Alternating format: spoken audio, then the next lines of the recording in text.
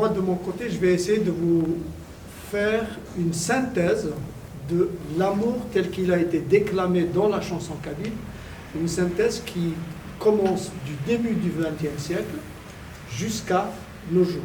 Alors évidemment, cette synthèse n'est pas une anthologie, loin de là de moi cette idée-là, mais l'objectif qui a été le mien, c'est d'essayer de dresser, d'explorer les différentes facettes dont l'amour a été chanté par les artistes kabyles. J'en fais référence dans l'ouvrage à quelques chansons, comment dirais-je, phares ou quelques chansons cultes du terroir algérien, comme Aïcha al-Harras, c'est une chanson d'amour, la chanson de Khalifa Ahmed, Hizia, donc le terroir algérien, il y a de la chanson d'amour, il a été chanté, déclamé de mille et une façons. Mais je vais me contenter pour aujourd'hui uniquement de vous exprimer comment je l'ai vu, comment je l'ai vécu, comment je le vois, Nkini, à travers son expression par les artistes kabyles.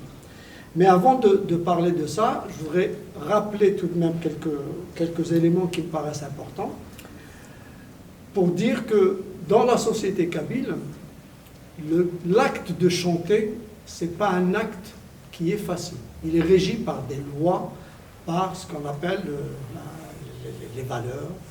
Et l'une des contraintes majeures, principales, c'est la notion de la chanson, c'est quelque chose de tabou.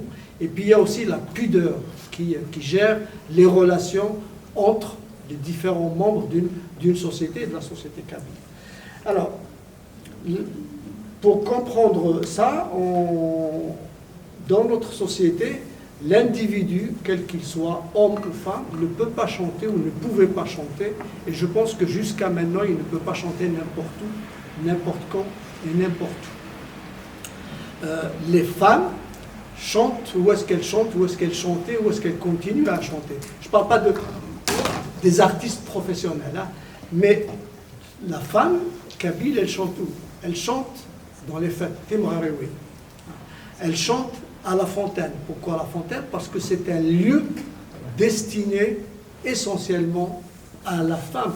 L'homme a une interdiction totale de s'approcher de la fontaine. Voilà. Elles chantent où? Elles chantent chez elles, quand elles sont face à leurs occupations. Et qu'est-ce qu'elle chante, la femme? Elle chante sa douleur, elle chante sa peine, elle chante ses préoccupations, son mal-être. Voilà, c'est tout ça qu'elle chante. Les hommes, où est-ce qu'ils chantent? Les hommes, ils chantent à la mosquée. C'est le chant religieux. Ils chantent à la montagne, c'est les bergers, hein? Ils chantent au moment où quand il y a une janaza, quand il y a, voilà. C'est à ce moment-là qu'ils chantent. Sinon, l'homme ne peut pas chanter. Alors, il y a aussi ce qu'on appelait dans le temps les joutes oratoires. Et l'une des plus grandes joutes oratoires, c'est celle qui a opposé c'est Mohamed al-Han avec le Cheikh Mohamed al-Hussein. Voilà. Et dans ces joutes-là, il ne se privait pas au niveau, hein, il n'y a pas de limite, mais il restait dans le respect des valeurs de la société. Et ça, c'est fondamental. Et on voit à travers ces petits éléments-là se dessiner un petit peu comment la société kabyle a structuré ses rapports entre hommes et femmes. Et le statut de la femme, il est très très très important, il est déterminant.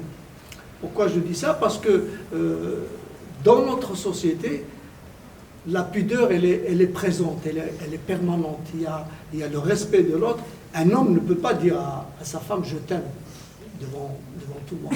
Il ne peut pas le dire même à sa fille. Et l'un des textes qui illustre un petit peu ça, je ne sais pas si vous connaissez la chanson de Idir, « Lettre à ma fille ». Qu'est-ce qu'il dit dire à sa fille? Il lui dit, je vous cite un extrait, il lui dit, pardon. Et si on décidait que tous les bien-pensants se taisent, si pour un temps on oubliait ces convenances qui nous pèsent, si pour une fois tu avais le droit de faire ce que tu veux, Si pour une fois, tu allais danser en lâchant tes cheveux, je veux que tu cries et que tu chantes à la face du monde. Je veux que tu laisses s'épanouir tous ces plaisirs qui t'inondent. Je veux que tu sortes. Je veux que tu ris. Je veux que tu parles d'amour. Je veux que tu aies le droit d'avoir 20 ans. Il m'a fallu du courage pour te livrer mes sentiments. Mais si je t'écris cette lettre, c'est pour que tu saches simplement que je t'aime comme un fou, même si tu ne le vois pas. Tu sais, ma fille, chez nous, il y a des choses qu'on ne dit pas. Elle résume à elle seule toute la situation qui lie les relations entre les deux sexes dans notre société. Un homme ne peut pas dire à sa femme « je t'aime », il ne peut pas dire à sa fille « je t'aime », et inversement. C'est rare de voir dans notre société un homme prendre même sa fille ou ses enfants et les enlacer et leur dire je t'aime. Les choses changent. Alors, pour exprimer un petit peu ce changement qui s'opère depuis le temps, il y a un vers de Lounisset Menglet qui dit la chose suivante dans une de ces belles chansons liées à l'amour et qui s'appelle L'amour. Il dit, Lounisset Menglet, الحب النسين تصرحين شبحنت سمنا سثايرين. L'amour dont on avait honte, passé, aujourd'hui, on l'a embelli, on lui a donné le nom de Thaïri. Hein? Il parle du passé, donc il y a une évolution, même si les choses, il y a une certaine évolution dans notre société. Alors, l'amour, moi, j'ai écouté, j'ai analysé, il y a 2-3 grands éléments qui se dégagent des chansons kabyles. Il y a le volet féminin, le volet masculin. Mais les deux volets, ils ont quelque chose qui les caractérise. C'est une chanson, l'amour, quand il naît d'un regard qui foudroie. Il y a une passion, c'est quelque chose qui on est fusillé. Donc, et normalement, il est censé nous procurer de la joie, du bien-être. Mais dans notre société, chez les Kabyles, l'amour, il est synonyme de tristesse, synonyme de mélancolie, synonyme de... La joie, j'ai consulté, j'ai écouté, réécouté, je crois que sur les 200, 300, 400 chansons que j'ai écoutées, je n'en ai dégagé que 4 ou 5 qui sont porteuses de joie. Les hommes, l'autre élément qui caractérise l'amour dans la société kabyle, c'est que c'est un amour qui est vécu dans le silence, dans le tait, qui est vécu dans le... Il est inatteignable, on ne peut pas l'approcher, il est loin. Hein? C'est l'une des expressions les plus marquantes à ce niveau-là, c'est quand on entend par exemple la chanson de Lounisset Menglet,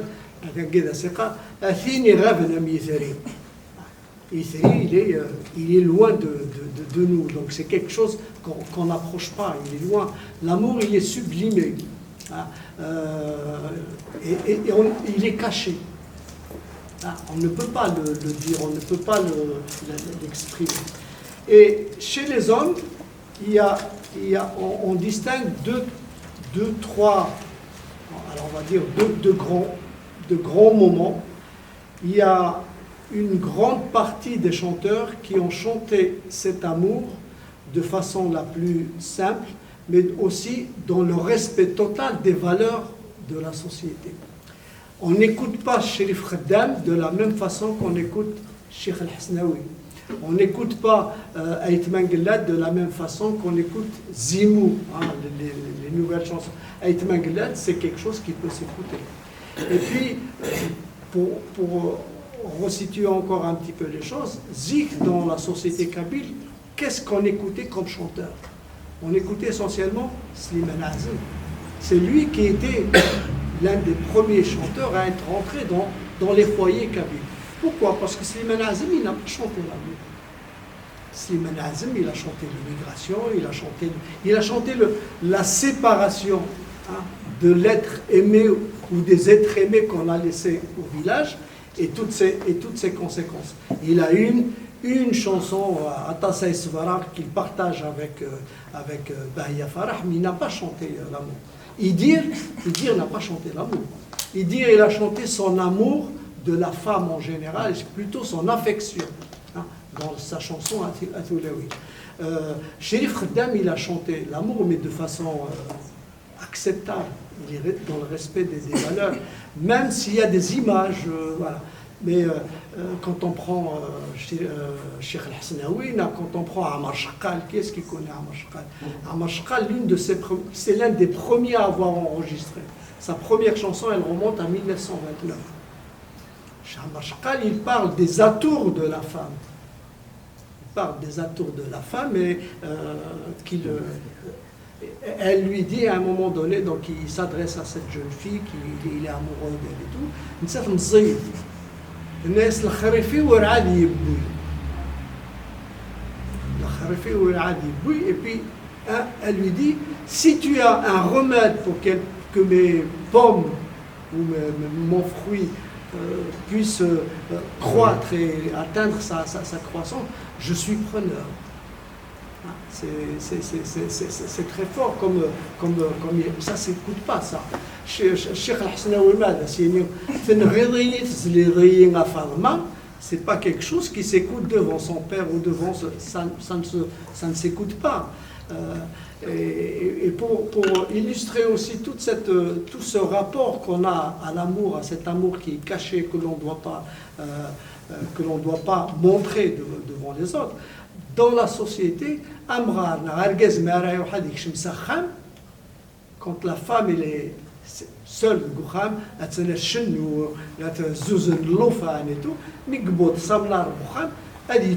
il tousse. C'est un signe, j'arrive, donc tu dois te taire. L'homme, quand il arrive à la maison, il dit la femme qui l'entend, elle sait que l'homme va arriver, donc pour tout ça, pour vous dire. Alors, l'amour dans la chanson kabyle, il a été aussi porté par une description des éléments de la nature. Voilà. Lounis Saïdman Gildat, il a chanté l'amour à travers, il a fait appel aux astres, il a fait appel à plein d'éléments l'une des plus belles chansons, et on a eu cette discussion avec Mohamed et des amis, quelle est la plus belle chanson d'amour en kabyle? C'est le Meri de Chérif Khaddam, mais moi quand j'entends Dhim de Mjahid Hamid, ça me transporte. Quand j'entends Al-Meri de Chérif Khaddam, c'est quelque chose de très particulier. Mais l'évolution qu'il y a eu aussi en termes de cette façon de chanter, l'un des premiers à avoir brisé les tabous, c'est Amar Shakal, suivi de Cheikh Al-Hasnaoui. Cheikh Al-Hasnaoui, il a chanté l'amour sans filtre. Et puis,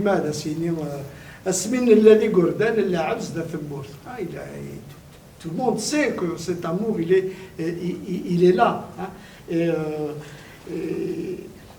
Et donc, il y a ces deux éléments-là. Et puis, un chanteur comme Zimou, il est allé même parfois au-delà, de mon point de vue, de ce que Cheikh Al-Hasnaoui a chanté. Zimou, il caresse Kermet Dor, An Khadem L'Adjub. C'est quoi là? On va faire l'adjub, c'est ce que l'adjub, c'est quelque chose, tout ce que ne peut pas imaginer la société, ne peut pas accepter. Voilà, c'est tout ça qui est. Donc, face à cette tristesse, à cet amour qui se termine mal, la femme kabyle, qu'est-ce qu'elle a chanté? Elle a chanté un amour, mais qui est lié à une situation de séparation. Souvent, يروح يتجايم أحمامي حب الخطري ويروح يتجايم. Voilà, il y a toujours eu une séparation où il y a eu de la trahison. يقصي وزرم يتجاي السميس أما سالي يندم هذه يندم وليس يقصي وزرم l'image elle est toute simple. L'image c'est le rapport entre le rapport sexuel entre l'homme et là يتجاي السميس c'est la semence qu'il a laissé en elle et puis il l'a abandonné, il est parti.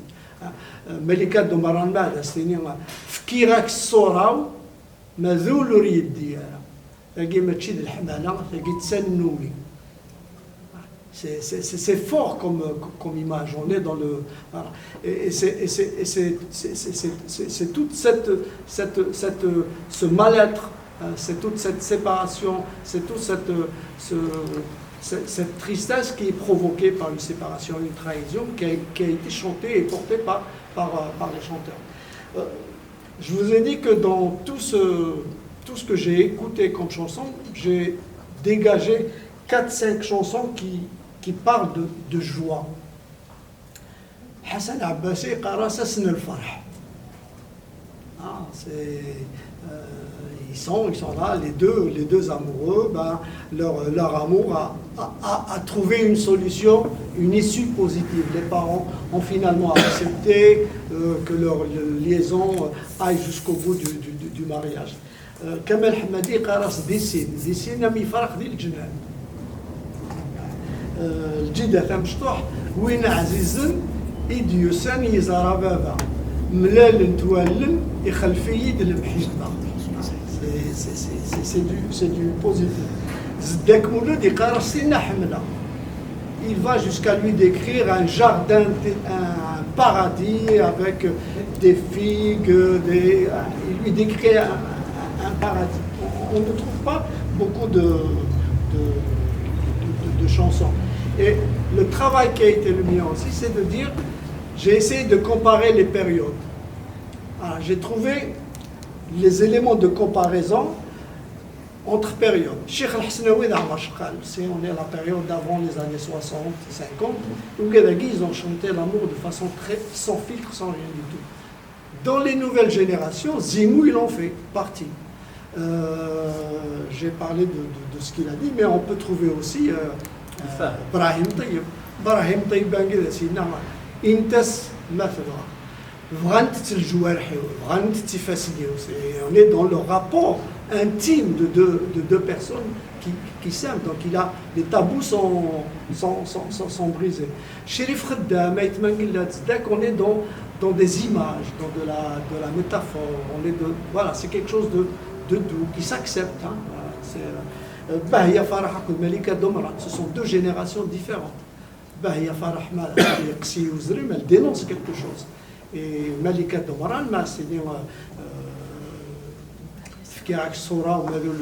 on est exactement dans parallèle entre deux périodes. Après, il y a un autre élément deux éléments qui se dégagent. L'amour dans la société kabyle ou chez les artistes kabyles, il est lié à une certaine destinée. عتماني قارس المكتوبة ثلثة فرق ضيد حرية. Il est évoqué souvent, il revient le mektoub dans la chanson d'amour. Il y a un autre élément qui intervient de façon prégnante, c'est la notion d'espoir dans l'amour. Et l'une des plus belles chansons qui parle de ça, c'est Awin Rojaratas de Noara. C'est quelque chose de très beau. Voilà, donc les éléments d'introduction et tout ça pour dire que pour amener le travail sur Cheikh Al-Hasnaoui, donc je vous ai dit que c'est l'un des éléments, l'un des chanteurs qui a brisé tous les tabous en termes de chansons. Je peux parler d'Ait Maglad qui a brisé aussi certains tabous dans les années 60. Une des premières chansons, il dénonce aussi un certain fonctionnement de la société, kabyle. Voilà, donc Cheikh Hasnaoui, moi je vais laisser la parole à Ahmed Kedat, qui lui va vous parler de l'œuvre directe de Cheikh Hasnaoui et qui va nous montrer justement comment Hasnaoui a chanté cet amour. Et puis les gens qui disent que c'est une légende, c'est pas une légende, c'est un amour réel. Toute l'œuvre de Cheikh Hasnaoui montre que c'est un amour qui existe. À toi.